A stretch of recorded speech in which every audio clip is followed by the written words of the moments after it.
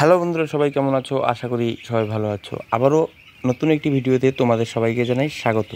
আজকের এই ভিডিওটি খুব ছোট্ট হতে চলছে এবং খুব গুরুত্বপূর্ণ হতে চলছে। পুরো ভিডিওটা দেখতে থাকো। তো আজকের এই ভিডিওর যে গুরুত্বপূর্ণ বিষয়টা, সেই বিষয়টা হচ্ছে পাখি যখন ছোট থাকে কয়েকটি বিষয় না জেনে মুরগি চাষ করলে মহা বিপদ। তো কি কি গুরুত্বপূর্ণ কাজগুলো, সেই কাজগুলোই আজ তোমাদের বুঝিয়ে দেওয়ার চেষ্টা করব। এই কাজগুলো না জেনে সঠিক যদি আপনি মুরগি চাষ করে থাকেন তাহলে কিন্তু অনেক বড় ক্ষতি এবং খুব লস শুরু থেকেই হতে পারে। তাই পুরো ভিডিওটা দেখতে থাকুন।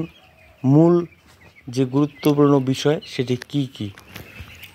তো দেখো, পাখি যখন একদমই ছোট 1 থেকে 10 দিন বয়স থাকে তখন কিন্তু খুব যত্নের প্রয়োজন আছে এবং যে কাজ আমাদের করা প্রয়োজন সেগুলো খুব গুরুত্বপূর্ণ সহকারে কাজগুলো আমাদের করা প্রয়োজন। তার একটাই কারণ, পাখি যখন ছোট থাকে তখন যদি আমরা সঠিকভাবে পরিচর্যা না করতে পারি তাহলে এই প্রথম 10 দিন যদি সঠিকভাবে পরিচর্যা না হয়, প্রথম থেকেই যদি আমাদের কাজের ঘাটতি থেকে যায়, সেই ঘাটতি কিন্তু তার পরবর্তী যে 1 মাস সময় থাকবে, এই 1 মাসেও কিন্তু সেই ঘাটতি আমরা পূরণ করতে পারবো না। তাই প্রথম 10 দিনের পরিচর্যা শুরু থেকেই যদি আমরা সঠিকভাবে না করতে পারি, সেই যে কাজের যে একটা মিস হয়ে থাকবে সেই মিসটা পূরণ করা কোনোদিনই সম্ভব না। তাই এই গুরুত্বপূর্ণ বিষয়গুলো যেগুলো আমি বলবো, এগুলো অবশ্যই মেনে চলা দরকার। তো চলো ভিডিওটা শুরু করা যাক। মূল বিষয়গুলো আলোচনা। সর্বপ্রথম তোমাদের আমি যে মূল বিষয়ের কথা বলবো সে বিষয় হচ্ছে মুরগি চাষের ক্ষেত্রে সবথেকে গুরুত্বপূর্ণ বিষয়। পাখি যখন ছোট থাকে তখন সবথেকে গুরুত্বপূর্ণ যে বিষয়টি রয়েছে, যেটার উপর পাখি ভালো থাকা খারাপ থাকার অনেকটাই নির্ভর করে, সেই বিষয়টা হচ্ছে সাইড প্যান্ডেল।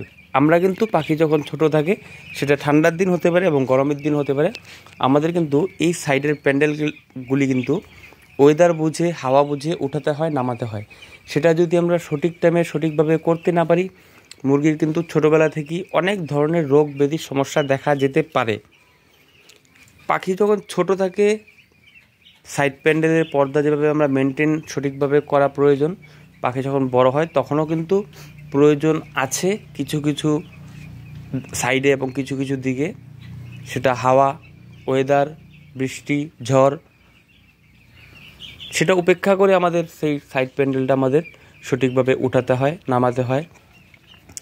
প্রয়োজন থাকলেই দিতে হবে, কিন্তু কতটুকু দিতে হবে এটা কিন্তু শুধুমাত্র ওয়েদার উপর নির্ভর করেই কিন্তু করতে হয়। সেটা কিন্তু আমি বলে দিলে হবে না যে এদিকে হাফ রাখবে, এদিকে একটু বাড়িয়ে রাখবে, এভাবে করলে হবে না। এটা আমার এদিকের ওয়েদার বুঝে আমি সাইড প্যান্ডেলের পর্দা মেনটেন করব এবং তোমাদের ওইদিকের ওয়েদার এবং হাওয়া বুঝে তোমরা মেনটেন করবে। মুরগি চাষের সবথেকে গুরুত্বপূর্ণ বিষয় কিন্তু সাইড প্যান্ডেল। এটার উপর মুরগি ভালো থাকা খারাপ থাকা, রেজাল্ট ভালো করা তার অনেকটাই নির্ভর করে। তাই আগে যারা নতুন খামার করতে চাচ্ছ তারা কিন্তু সর্বপ্রথম এই সাইড প্যান্ডেল কখন কিভাবে কোন বয়সে পাখির কতদিন বয়সে কিভাবে রাখা প্রয়োজন, হাওয়া দিলে কতটুকু কী করতে হবে না করতে হবে, সব আগে বোঝা দরকার। যাই হোক, দ্বিতীয়ত যে বিষয়টা রয়েছে সেটা হচ্ছে পাখি কিন্তু আস্তে আস্তে বড় হবে আর আস্তে আস্তে আমাদের লিটার নোংরা হবে। ছোটোবেলা আমরা লিটার ঘাটবো না, সেটা সকলেই জানি। পাখি যখন বড় হবে তখন আমরা লিটার ঘাটবো, কিন্তু পাখি যখন ছোট থাকবে তখন আমরা লিটার না ঘেটে, যখন পাখির বয়স 5 থেকে 6 দিন থাকবে, আমাদের কি করা প্রয়োজন। আপনাদের সামান্য ছোট্ট একটা জিনিস দিয়ে আমি দেখাচ্ছি কি করতে হবে। আপনি বাঁশের যে কোনো একটা বাঁশের ছোটো টুকরা নেবেন, বাঁশটা ফালটা করে, আমি ছোট জিনিসটা দিয়ে দেখাচ্ছি। যেমন এখানে লিটারটা রয়েছে, এই লিটারটার মধ্যে কিন্তু অনেকগুলো পাখির পায়খানা দলা দলা রয়েছে, সেগুলোকে আমাদের এইভাবে ঠিক জড়ো করতে হবে। বেশি জোরে উপর থেকে বেশি চাপ দেওয়ার দরকার নেই। উপর থেকে হালকা হালকা করে শুধু মোটা নোংরাগুলো এক জায়গায় করবেন। এক জায়গায় করার পর এগুলো কিন্তু আমাদের বাইরে ফেলতে হবে। আমাদের কিন্তু লিটার ঘাটা চলবে না, আমরা কিন্তু লিটার ঘাটবো না, শুধু উপর থেকে এইভাবে মোটা দানাগুলো এক জায়গায় জড়ো করব। সেই জড়ো করে এগুলো বাইরে আমাদের ফেলতে হবে। তো এই লিটারটা কিন্তু ছোটোবেলা থেকেই আমাদের গুরুত্ব দিতে হবে এই লিটারটার দিকে। পাখি যখন বড় হবে তখন আমাদের লিটার ঘাটতে হবে। লিটার ঘাটা, সাইড প্যান্ডেল দুটো বিষয়ই খুব গুরুত্বপূর্ণ রয়েছে। এই বিষয়গুলো অবশ্যই মেনটেন করতে হবে পাখির বয়স যতই থাকুক না থাকুক। গরমের দিন চলে গেছে, গরমের দিন থাকলে এবং গরমের দিনের সময়ে ফার্মে অবশ্যই ফ্যান রাখতে হবে। পাখি যখন বয়স হয়ে যাবে, বড় হবে, ফ্যান রাখতে হবে।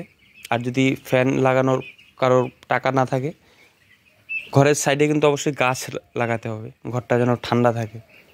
একবারে ঘন গাছ লাগালে হবে না, ফাঁকা ফাঁকা রাখতে হবে যেন হাওয়াটাও ঢুকতে পারে, বেরোতে পারে।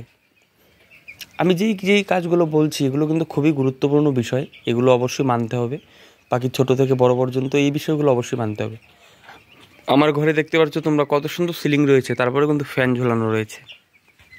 এত সুন্দর সিলিং বাঁশের, তারপরেও কিন্তু ফ্যান লাগানো রয়েছে। আমার ঘর একদমই ঠান্ডা, সাইডে ফাঁকাও রয়েছে, হাওয়া বেরোনোর মতো, কলা গাছ রয়েছে সাইডে।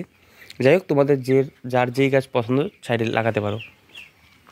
তারপরে যে বিষয়টা রয়েছে জল শোধন। আমাদের পাখিকে কিন্তু জল যখন শোধন করে খাওয়াবো, জলটা কিন্তু সঠিক সময়ে শোধন করে খাওয়াতে হবে। অনেকেই কী করে জলটা শোধন করার ট্যাবলেট এবং মেডিসিন দেওয়ার পরেই কিন্তু জলটা দিয়ে দেয় পাখিকে। এটা করবেন না কখনোই।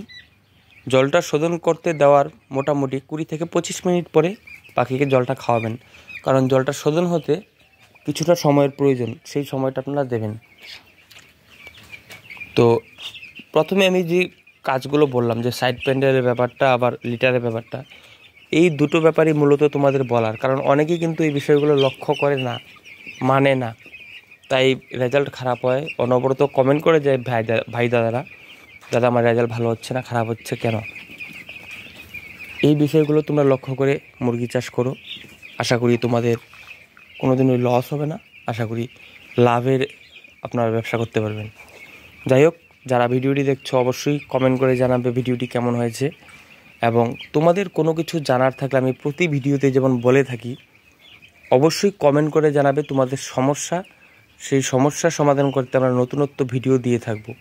তোমাদের কারোর যদি কোনো বিষয়ে জানার থাকে, যে এই বিষয়ে ওই বিষয়ে, একটু কমেন্ট করে জানাবে, আমি তোমাদের নতুনত্ব ভিডিও দিয়ে দেবো আমার এই চ্যানেলে নতুন হয়ে থাকলে চ্যানেল সাবস্ক্রাইব করে পাশে থাকবেন। ভিডিও ভালো লাগলে লাইক, কমেন্ট, শেয়ার অবশ্যই। ধন্যবাদ সবাইকে ভিডিওটি দেখার জন্য।